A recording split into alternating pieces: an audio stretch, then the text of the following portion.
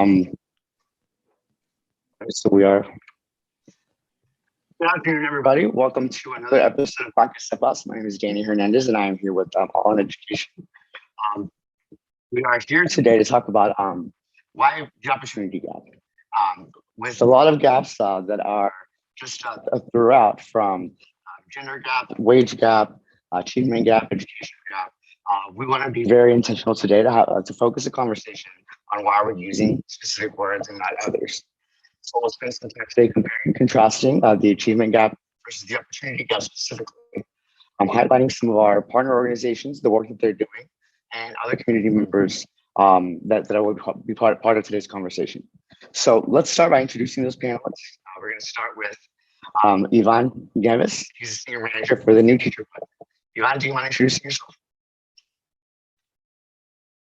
Sure, happy to. Hi, everyone. I'm Ivan Nieves, a senior manager with Teen TP.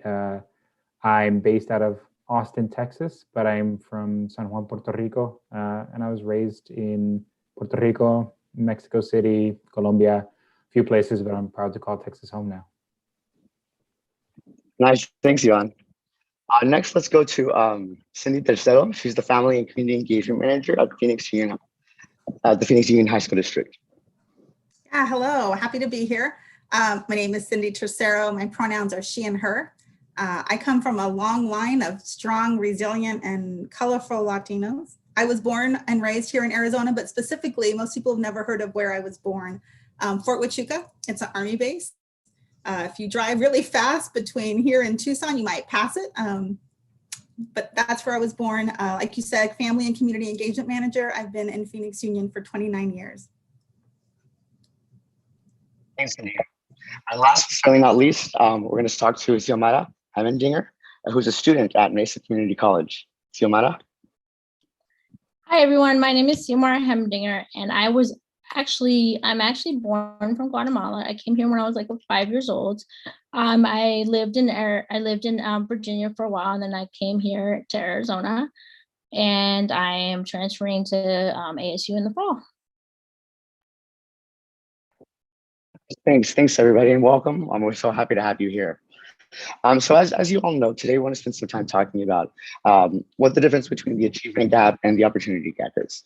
As we all know, these words matter, these perspectives matter, and there are differences that I think a lot of us, especially those that live and do this work every single day, still struggle with understanding. And so to begin, if I can just ask Xiomara, you're currently in school. Yes. Right. And so can you tell us a little bit more about your experience in school, just generally? So my experience in school, it's been a struggle with COVID-19, with the online, and it's been hard, but I've been pulling through. It's been struggling with my with doing homework assignments and talking to the professors and the teachers and stuff like that. But you know how email works, it's really easy to contact with the teachers that way, and resources. Lucky my school has resources. So when I have tutoring and stuff like that, that helps a lot too. If I didn't have that, I wouldn't be able to be as successful as I am right now in school. Well, Xiomara, you're currently at a community college. Were you educated here in Arizona, like in grade school? No, I actually went to school in Virginia, and so it's a different kind of, so I didn't graduate from Arizona. I actually graduated from Mount Vernon High School. So a little bit about some of your background. What is it that you're doing, you're pursuing now, like in your community college coursework? I'm actually getting my associate's degree. I'm graduating in May. I'm majoring in to be a health promoter and at ASU to end up being an diabetes educator. Where did the interest come from? So my daughter's a type 1 diabetic, and I see a lot of people not being her, being like, I've had to be her advocacy about everything of how to take care of her, and people have not treated her right, and a lot of like a lot of medical doctors have not been very knowledgeable, and a lot of people that I've come across with teachers and nurses and stuff like that. And I feel for them that they should be treated as individuals and not like having a chronic disease define who they are. For sure, for sure. What was this experience one that was similar to yours? Like, are you? Is this something you are doing because based off of your experiences? Yes, I have a learning disability, and I know how that feels when people single you out and make you feel that the learning disability defines you, when it doesn't, because we're still overall a person on who we are. We shouldn't be defined of what we have. We should be defined as an individual, and that we're still a human being. And that's one of my passion, is that I want people to understand that even though that you have obstacles in your life, you can still accomplish anything that you do in life. Well, that's an incredible message. If you don't mind telling us a little more, you learn differently, as I understand.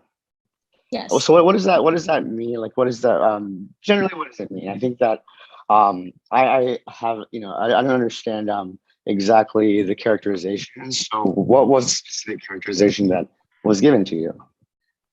So there's a lot of people that can study, they can read books, and they can get the concepts. With me, I have to get repetition, listen to the information over and over again. I have to see it visually. I have to see the ins and outs of everything.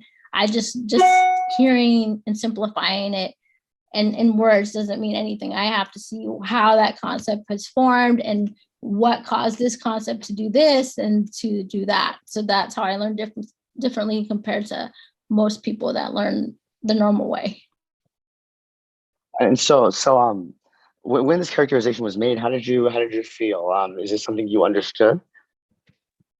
No, I didn't. When I first learned about it, I didn't know anything about it. I didn't understand it. I didn't know why I had it. I didn't want to accept it. I wanted to go away. I didn't want to be, hey, Carol, I didn't want to be like, hey, you have this learning disability, and you're not going to be able to be learn. You're not going to be able to learn. You're not going to be successful in life. And I didn't like to be put in that category. Right. And so what support did you receive? When did this take place, and what was the response like? So I didn't find out I had a learning disability until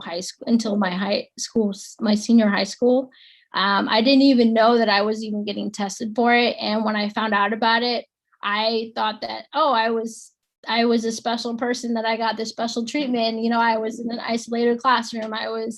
You put it in a place that was like, wow, this is the easiest class in the world. And then when I got into college later on, that's when I started seeing that it was just more than just that. It was more than just being in a small classroom. It was getting certain things to do my learning right, and to learn how to write and learn how to understand concepts.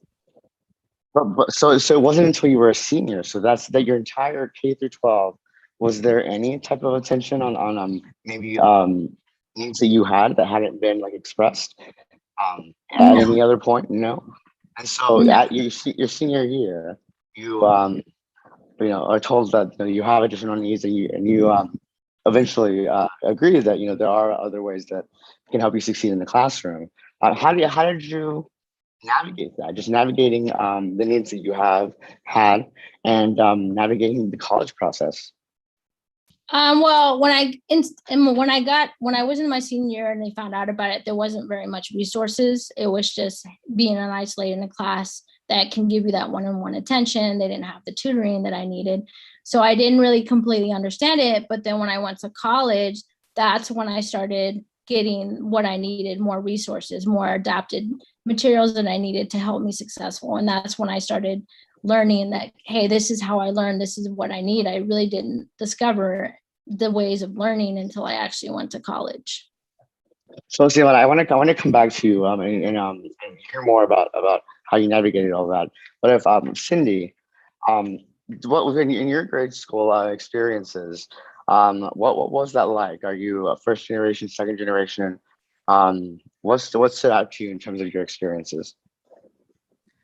Well, So let me frame this part of the conversation to say this past year has been a time of reflection, I think, for most during the pandemic. I lost my father early on in April.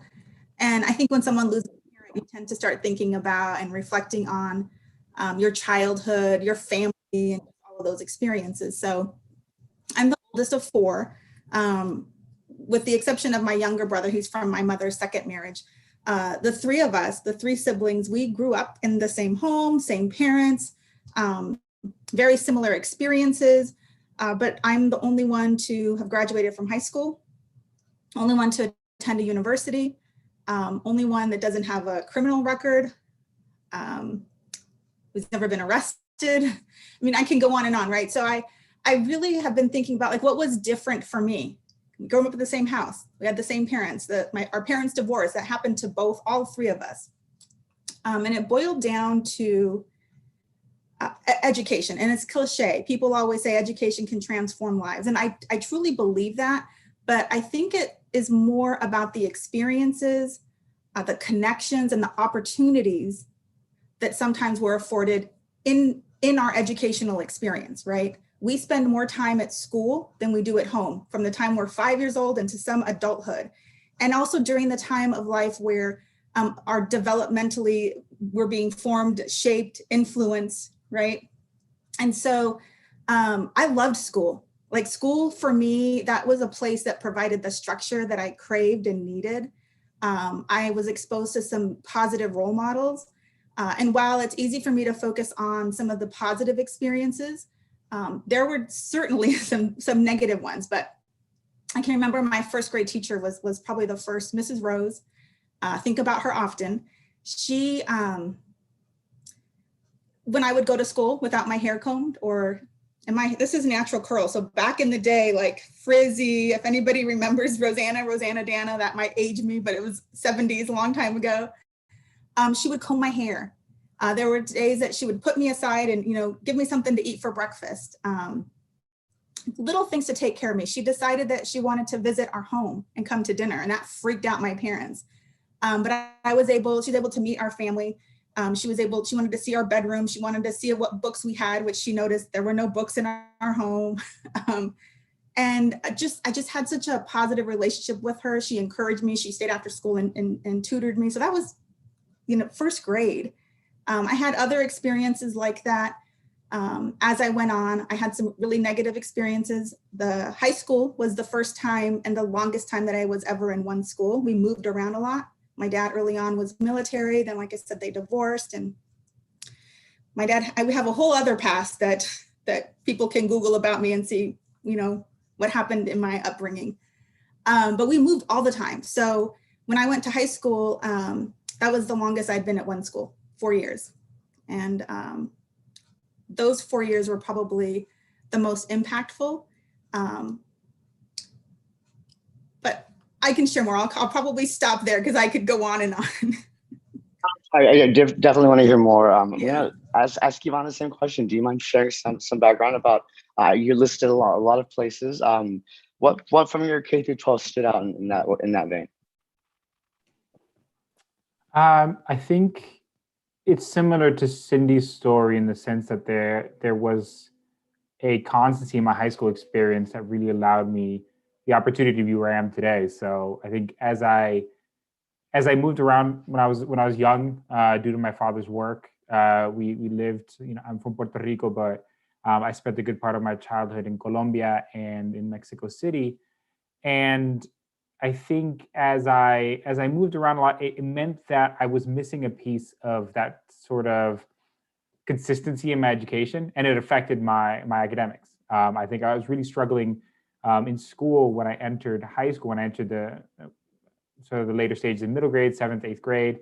And around that time, we moved back to Puerto Rico from Mexico City. And my teachers, there's two teachers in particular that sort of really had a huge impact on me. Mrs. Marrero was my Spanish teacher, and she sort of was a key figure in me in Puerto Rico being able to sort of get back to a place where I believed in myself academically.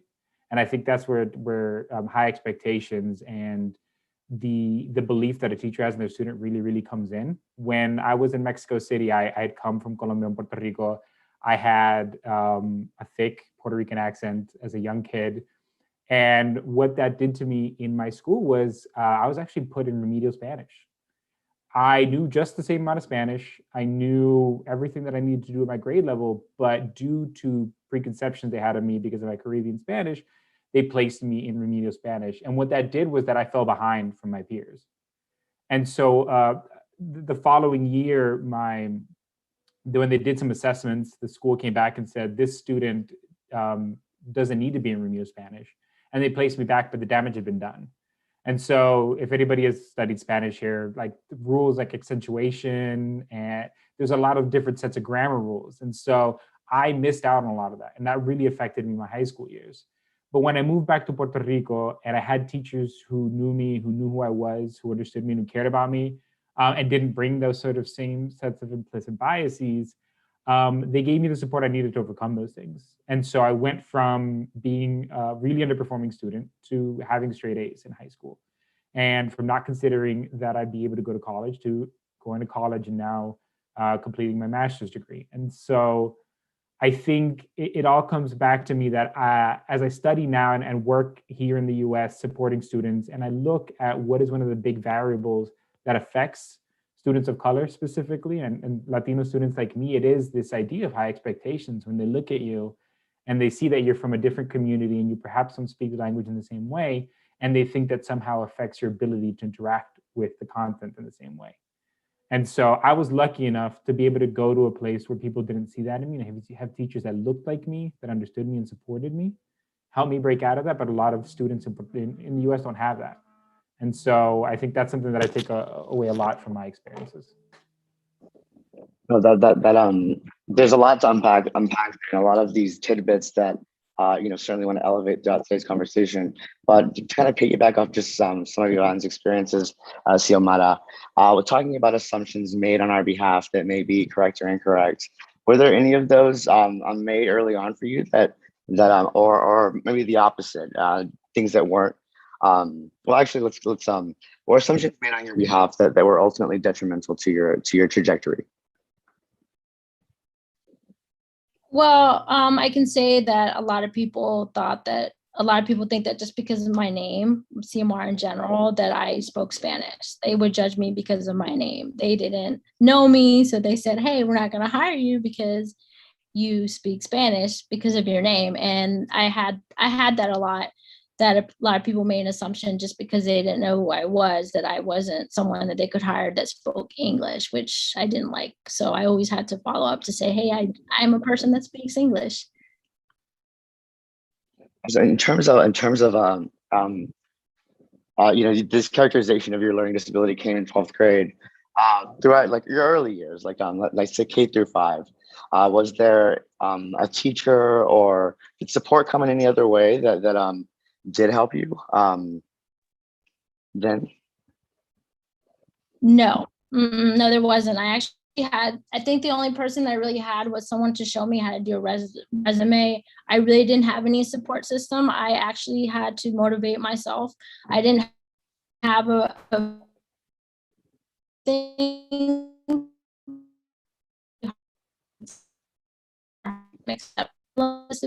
because I didn't have anyone explain it to me or Xiomara. So I felt like Xiomara.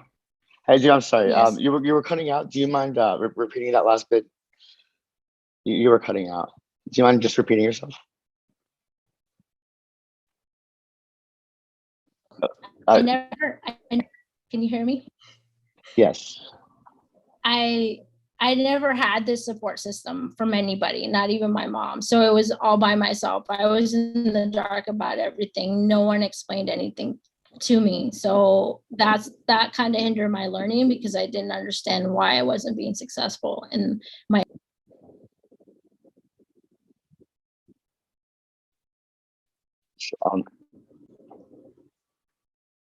Cindy, what did that support look like or not look like for you in your grade school experiences?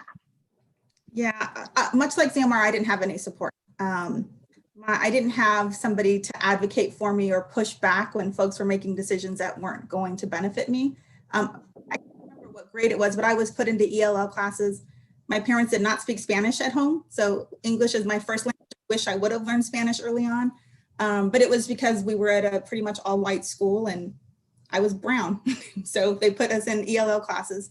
I had in eighth grade, when I was in eighth grade, that was a year that my dad, the trial was very public. And so it was front page newspaper, and our social studies teacher decided to highlight my dad's story as the current events. And so that was my only year. I started new there, eighth grade, went to the school. So then everybody's talking about, you know, my dad and what kind of life and what that must mean about me.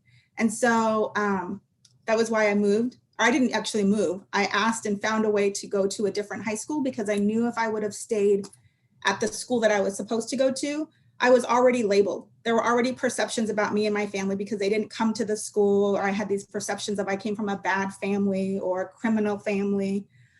So I found a way. I still don't know how I did it. And I honestly, until just recently reflecting, didn't even think it was that big of a deal. It was just what I had to do. I started asking people how I could go to this other high school that was in the community just farther away. And I learned what a variance was. Asked my mother if she would help get me a variance. She said, no, you figure it out. Called the school district. I needed a parent to approve for that. But I remembered that someone my mom worked with had her son went to that school. So I asked my mother's friend, can I use your address so I can go to this school? Luckily, she said yes. So it was a celebration for me. I went and told my mom, I'm going to go to this school. And she said, well, you better figure out how you're going to get there, because I'm not giving you a ride. Ironically, person down the street, she worked at the school. She was a security guard at the school. So I went and knocked on their door, introduced myself. Now, mind you, I'm in eighth grade. I introduced myself and I said, I go to school with your son. He was not in my grade, but I knew who he was. And I said, I'm going to be going to this high school. I heard that you work there. I'm wondering if I can get a ride with you every day. And I think she was just shocked, like this young girl's coming to my door asking for a ride. Her first response was, I leave very early. And I said, I can be here very early. And she said, okay, but I'm not waiting for you. And so long story short, I was able to go to that school and kind of have a fresh start and I hoped that I would have a fresh start and new perceptions. But what I learned at that time with all the previous experiences is that rather than sometimes the adults in education, rather than lifting us up, motivating us when we see that we're struggling, eliminating those barriers, not putting labels and not having labels based on their perceptions of us. Sometimes they're not motivating us. They're not giving us opportunities because they just put a label on you, which puts you on a path that sometimes is really too hard to get off of. And if you don't have somebody advocating for you or somebody that knows better or are connected to folks who've had different experiences, you don't even know what questions to ask. So I still to this day don't know what it was in me that knew that I needed to go to a different school, but that was the best decision and best thing I ever did for myself. Yeah. Thank you for sharing that. I don't think I had that type of intuition as an eighth grader, maybe not even now. So it's commendable, and I can't help but like wonder, had that like unique, skill or intuition not existed for you, or like others in a similar situation, what is the opportunity? And that was everything for you. Ultimately, that was a path in front of you that you're still in education today. And so had like one tiny thing been different, what would you have missed out on, or what perception would you have had? And Yvonne, was there, I do want to like begin talking about like kind of what the opportunity gap is, or what achievement gap is, and kind of the get to that place. But before you do that, Yvonne, you mentioned a few anecdotes earlier related to just the people that supported you along the way, what it looked like you, an understanding of you, your actual abilities and skills that put you on a path where you were able to, have your needs met in the classroom. Thinking back to some of those experiences, was there something that that stands out to you as like that was a moment in which something could have been done differently? Yes, I mean, it would have been good if my mother was there for me and say, hey, you need to do this, you need to do that. I literally was my own person to decide what to do in college and high school. I had to do my own pathway. Nobody said you need to do this to do this. So when it came to defining a degree, I didn't really know what to do because I didn't research it. I just went ahead and did a degree just to be something. And I kind of regret that, because if I had that motivation person there to say, hey, do research on your information before you decide to do something, that would have been a better line for me. And then I wouldn't have to start all over again on trying to do something different on my own, because nobody was there to guide me to what I needed to do to get to where I'm at now. Yvonne, same question. Was there something for you that stands out as a pivotal moment? Something could have been done differently? Additional support, or even just different words that were used? Sure. I think I do remember a moment when I was put in my remedial Spanish course in Mexico City, where I had a moment with the teacher where, language changes between countries, even though we all speak Spanish. And I responded to one of her questions in with a word that would be used in Puerto Rico to refer to something. And she called me out in front of the class and sort of made it clear that that was why I was here, because I don't speak Spanish the right way. And so that moment there was sort of like really pivotal in making me feel, as a young person, like I don't know the elements of language. I don't know cultural and linguistic differences between different countries. And at that point, I didn't know there was, quote unquote, a correct way to speak Spanish, according to her. And that really sort of impacted my self-esteem. And it moved beyond that. It made me feel different from the rest of the kids, to a point where I was almost, to be honest, ashamed of being Puerto Rican in my school. And so knowing that now, I think that moment really, really had a big impact on my just academic performance in general, my social development as a young person. That really didn't change until I was able to get back to Puerto Rico and get more in touch with who I was as a person. And I think if I hadn't gone to if I hadn't gone back to Puerto Rico, I would have probably stayed in Mexico City. I don't know that I would have been able to succeed in high school the way I was able to going back home. So that was a big moment for me. And so I there's so much that's relatable, and the words you just said, for a lot of us who identifies who have intersectionality, and identifies a variety of things, and the right way like really brought something to the forefront for me. And so that establishing that as the righteous path, or whatever it may be, and what that does to a kid, and you're doing work related to, you're also in the education field, and you are doing a variety of projects and research. Do you mind telling us a little bit about what you do today, and how that's shaped how the values that were instilled in you kind of put you where you are? Sure. At TNTP as a senior manager, really my work is around supporting school districts. I've actually worked with Cindy in the past before. It's nice to see her again.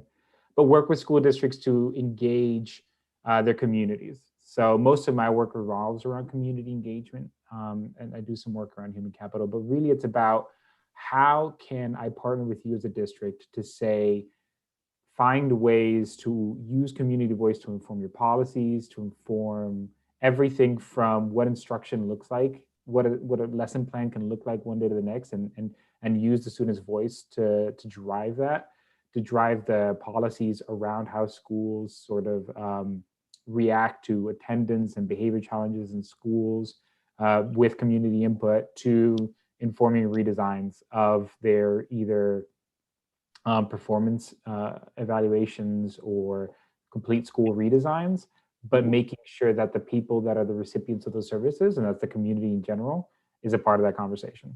So really, it's about lifting the voice of the people being served into the systems that are serving them. So for communities that you're working with that are Latino or are speak Spanish predominantly, your experiences, how has that been able to help you better do the work that you do? I think my experiences have shown me that, especially coming from Puerto Rico and studying in the US, I realized that supporting Latino populations a lot of the time is equated with just the fact that they speak Spanish and that's the difference. And there's more to it than that. I think there's a level of understanding that language is one piece of the community, but there's a history there, there's a cultural component, there's a way we engage with each other and a way we see the world. And language is a very powerful driver of that needs to be sort of engaged. But I often find a lot of the time that in education reform, we're not at the table as Latinos. To be perfectly honest, it is very much driven by white audiences in America. And a lot of the times, the way they see the difference with us is that the same thing we did to support that community in English, we'll just translate it into Spanish and that's it. And it's bigger than that. And it has to be viewed through the lens of that community. And so what that means for me is that if we really, really want to make a difference in making sure that public education meets the needs of the community, then we just have to be at the table, and we have to be teachers in classrooms, and we have to be agents of change in the organizations like mine that are supporting it. And I think people have to make room for us. And so I would say that good intentions are great, but you need to make sure you open the door for those communities to drive the work instead of owning it yourself. This is where we applaud. That was an incredible answer, and very much aligns with what as members of the community and partners we hope to ultimately do, so that these types of opportunities and gaps are avoided. Xiomara,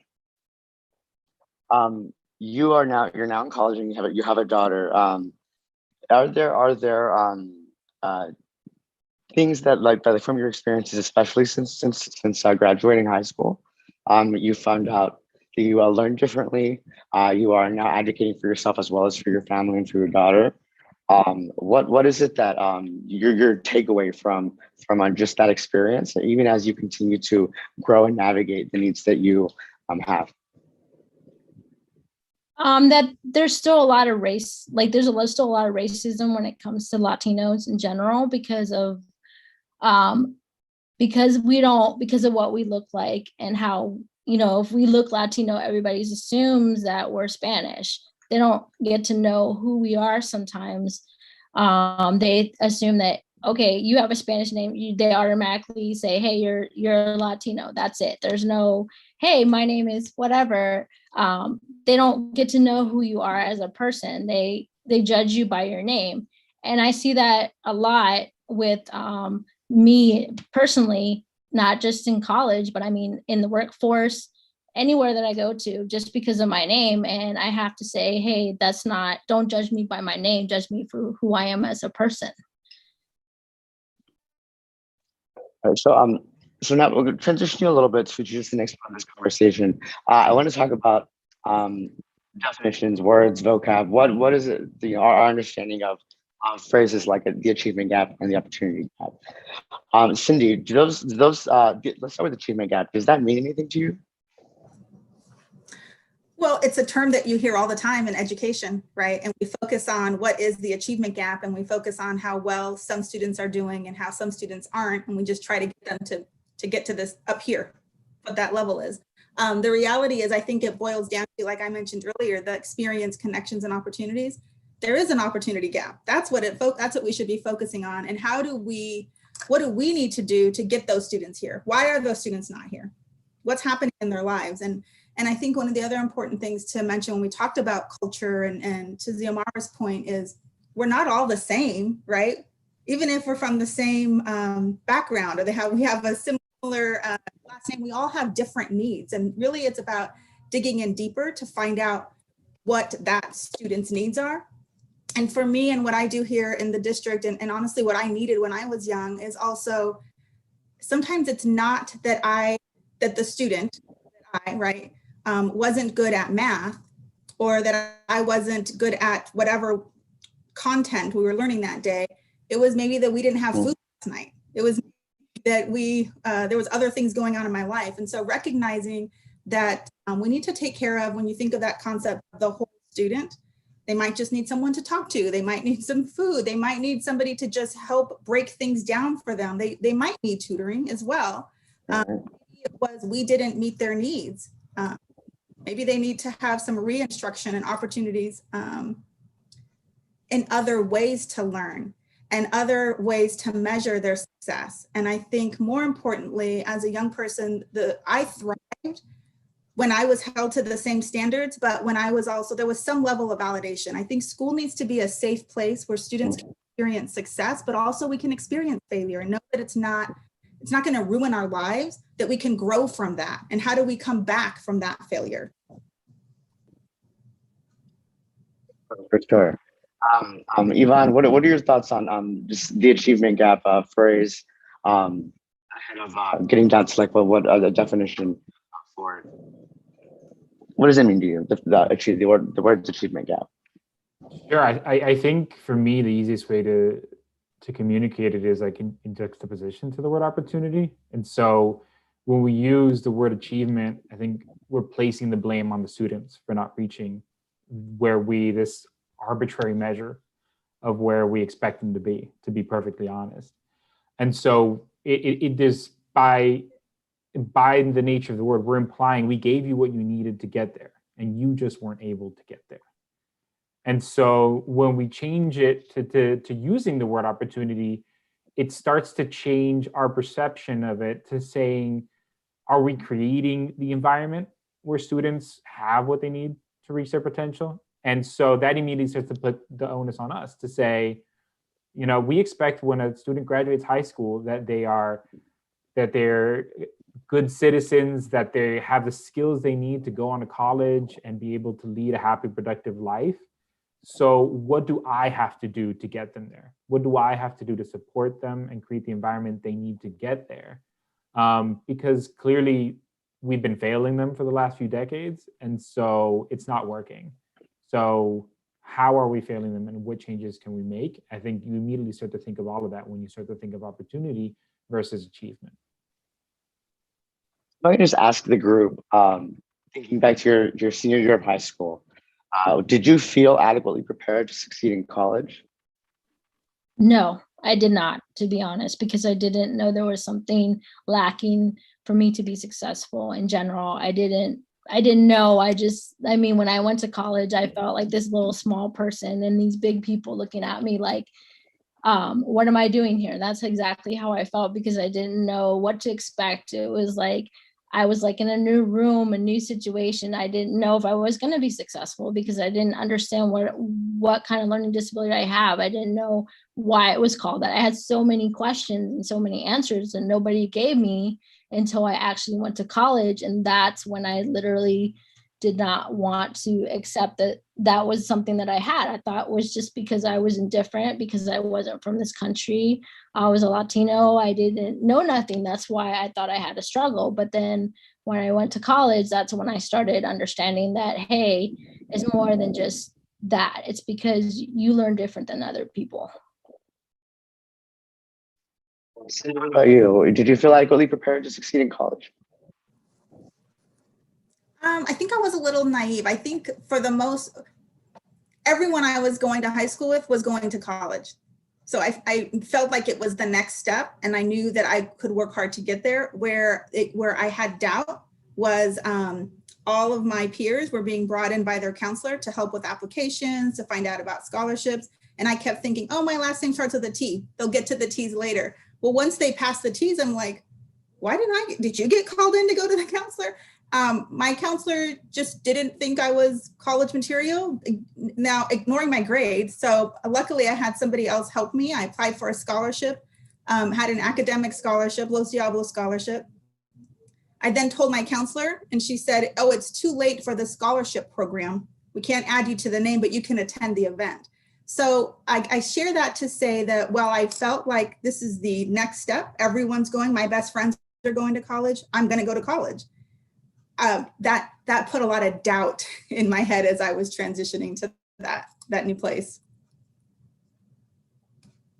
Like even doing everything right, it's still not a space that was created for you. And so even like it's a huge achievement, you're still like put in the corner, if it feels like. Yvonne, did you feel adequately prepared for undergrad? Sure. I think similar to Cindy, I felt like that was just the environment around me pushed me to think that that was just a natural next step, that there was no other outcome but that. I think I did come from a single family household. My father, as much as he supported us and loved us, he worked. So the truth is, he didn't necessarily have the time to guide us through that process. But this is where like my teachers' high expectations sort of factored in. I didn't know it at the time. None of them were trying to guide me through the process in a very intentional way, but implicitly they all just believed that I was going to go. And that affected the way they interacted with me. That affected their expectations of me, what I had to do, the way they communicated with me. And so whether it be my Spanish, history, math, English teachers, they all just treated me like, this is what you need to get to the next step. And that's what and here's how I'm going to prepare you for it. And so, there was culture shock when I first moved to the US, for sure, in undergrad, and that affected me. But I think as far as my academic preparation for it, I felt completely comfortable going to college, and I really attribute that to them. And I love that everyone has that at least in mental lineage. Some of you named the teacher that was able to push you to that different mindset. As you are all talking, I thought of the one that did that for me and said you could go to college, and it was just not something anyone had said before. And so just knowing that, it changes the way you act and the way you carry yourself and the decisions you make, and the things you advocate for. And so I think it's just knowing that beyond just having access and opportunity. Going into Ivan, if I can also stay on you for just a second. TNTP does research and has some work around the opportunity myth. And so do you mind talking a little bit about what that means? What is the myth, and how it relates to opportunity gaps and achievement gaps? Sure. So if I could summarize it, it means that we somehow in public education have this myth that somehow our students have the opportunity to be successful. We have the tools ready for them. We've created the environment they need, and everybody has the opportunity to get there. But the truth is that if you look deep down at our system, that's not the reality. We are failing our kids because we are not actually providing them those opportunities. So the opportunity isn't there, and that's where the achievement gap comes in, where we talk about the word achievement.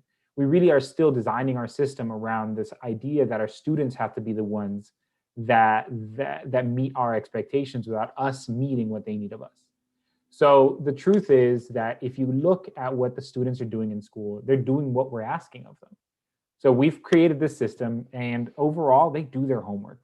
Overall, they're successful in their exams. Overall, like they're meeting the bar that we're setting for them. But then we realize that we're letting them down when it comes to the preparation that they need for their success coming out of high school. And so that means that we actually have to go back and do the self-reflection of saying, are we actually giving them what they need? Are we challenging our students?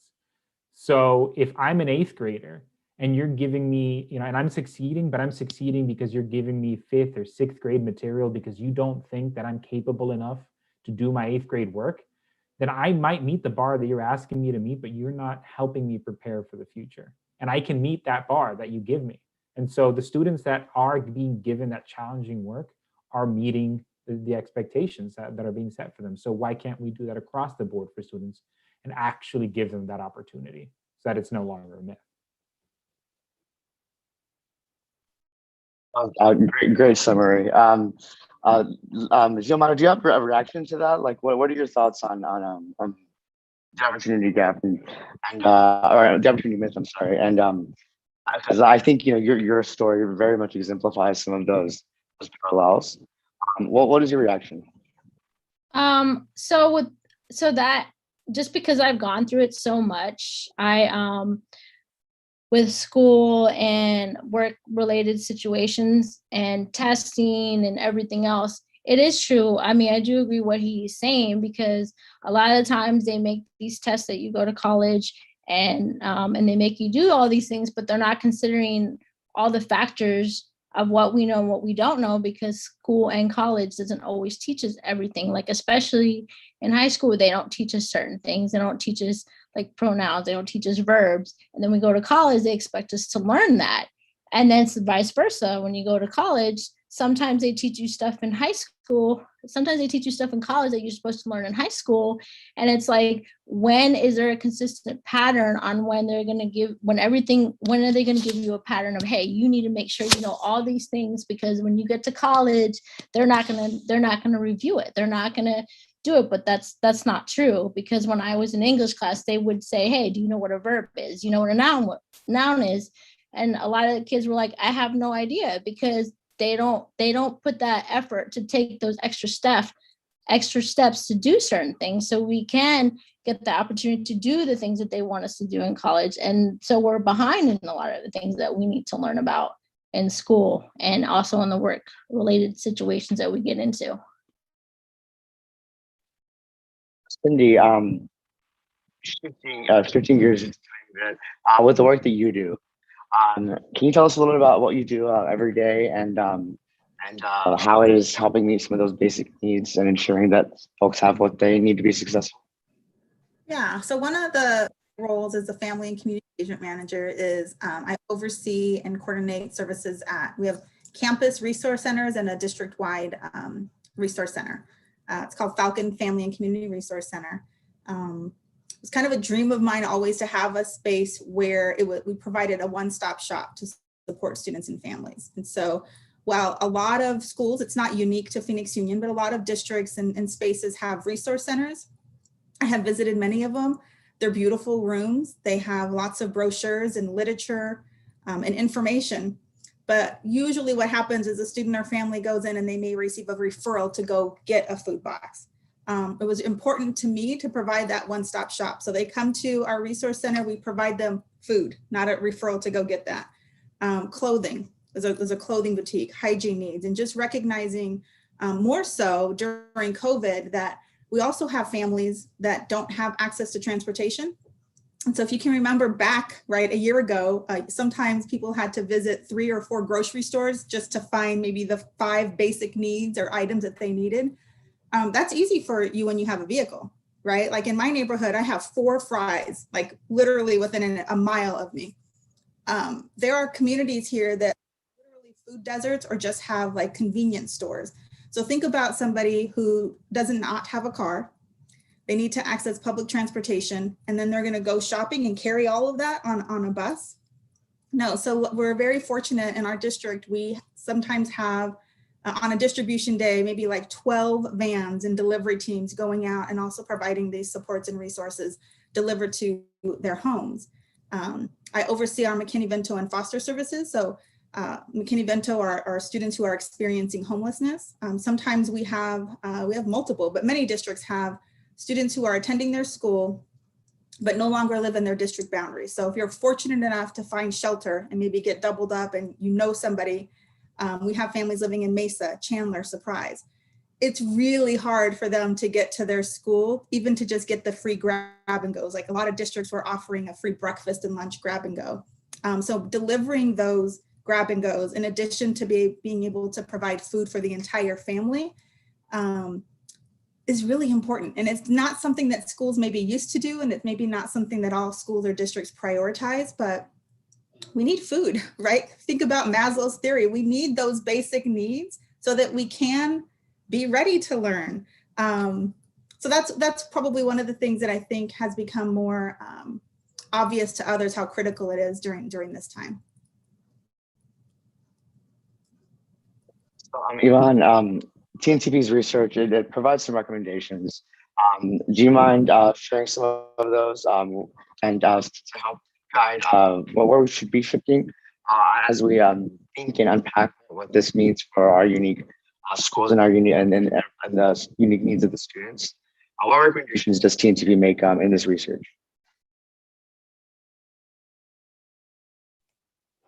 Sorry, I was having a little trouble unmuting. Sure. So I think the first thing that I would do is to say that there's perhaps a lot of reading that I think folks should do on the topic. So the thing that I would recommend is for individuals to go and visit our website, teentp.org, and review the documentation to read about how this lack of access to opportunity affects young people and affects our ability to support them adequately. If you then go into the research, what you'll find is that we make 4 recommendations specifically about 4 resources that students need. And so, and that's providing them access to a few key items specifically. And so my apologies while I get those specifically pulled up. But one of them is access to grade level content. And so I think that's sort of what I was referencing before. When we have high expectations of students, we make sure that the work that they have in front of them suits what they need. And so we believe that they're able to then go ahead and meet those expectations we have of them. So every student, regardless of the grade, regardless of their situation, should be able to have access to high quality, engaging content that is at their grade level. So the other thing is that we should find ways to improve student experience. So we should ask students and families directly about their goals and school experiences, listen to what they share, and that'll help them act on help us act on what they tell us. So we need to make sure that the schools are sort of tailored to their needs specifically.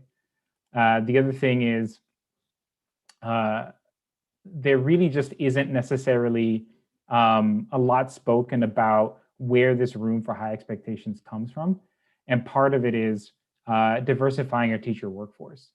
So what we found in our research is that high expectations for students was really sort of a big correlation with the demographic of the teachers that were supporting those students. So students of color had access to a teacher that had high expectations for them when more likely they were teachers of color.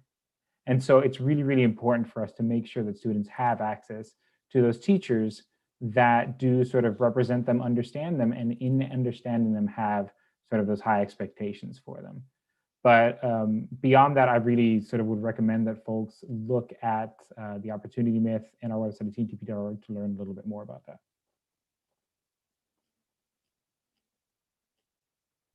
We'll make sure to put that in the comments, as well as some of the additional resources that are on TNTP's website, from guides to just a variety of written pieces that beyond just the actual research itself. There's also a lot of podcasts out there that I certainly took advantage of just listening to and trying to understand everything that was put into it. I think it's this great amount of student input that was part of this. I'm blanking on the number, but it was thousands of students who were part of this, whose input was used to guide these recommendations. And so we're nearing the end of our hour here. So before we end, we always like to ask our panelists the same 2 closing questions. And so they are not related to the opportunity gap or opportunity myth, unless you decide to go that route. But if we can start with you first, hypothetically, if online education is taking the Look the DI card as we know it and adding new icons, we've asked you to nominate something, an icon, a theme, a feeling, whatever it might be. What would you nominate to represent yourself? I would say empowerment. Empowerment, okay. I like it. Cindy, what about you?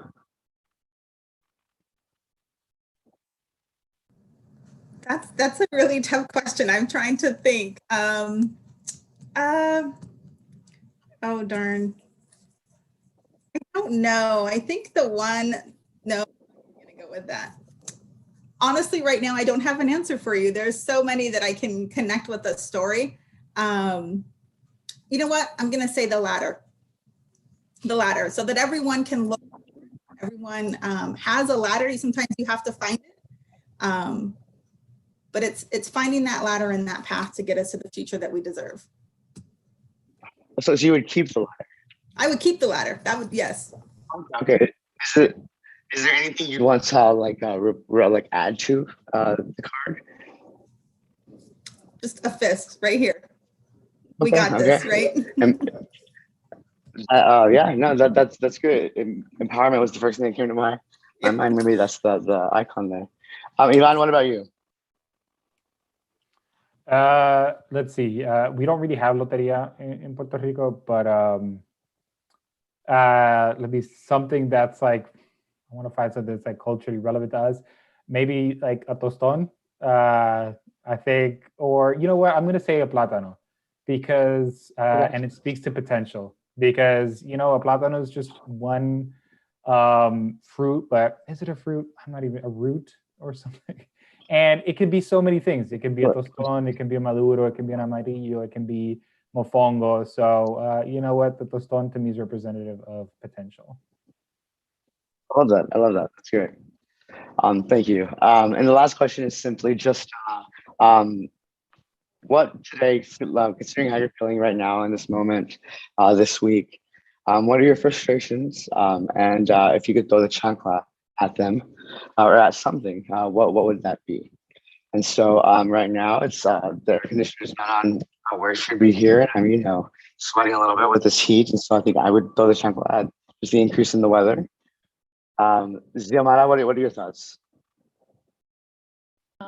I would say, to be honest, it would be the coronavirus, and not just for me specifically. I mean, with every student that has gone through not being online, not being able to learn.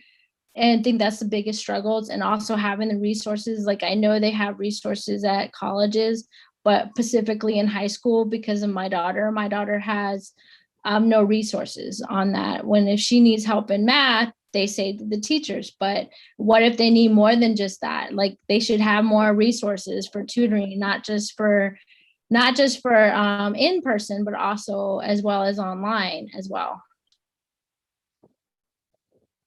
Well, we're happy to join you with just talk about that as well. Access to resources and that's the like. Cindy, what are your thoughts? I think just kind of what's happening in the political landscape with the divisiveness and efforts to keep people down or quiet voice, I would throw my chancla at that. I'll join you there too. And Ivan. I think I would probably throw the chancla at well-intentioned allies who block our ability to support our communities. And so I think when I referenced the fact that one of those 4 key resources being high expectations, and a teacher of color that has students of color has higher expectations of that student of color, I don't think it stops there. And I think it continues on in public leadership, in our public education system, in education reform organizations. There's a lot of people with great intentions that want to support communities of color, but keep the door shut to those communities of color being in those leadership positions. And so I think if I were to throw the chancla at that, I'd say, thank you for your help, but please help us get into those positions where we can drive the change. Oh, for sure, that's great. And yes, three great ones. Happy to gather all the chanclas that I have. So it's for those issues and causes. Thank you to the 3 of you. Totally different perspectives and different anecdotes that are also relatable. There's a lot to learn, on this subject, and a lot to understand as we, together go forward the next steps so that those gaps are lessened, hopefully for our next generation. This is the end of today's discussion. Thank you everyone who's watching online. My name is Danny. This is an all education project.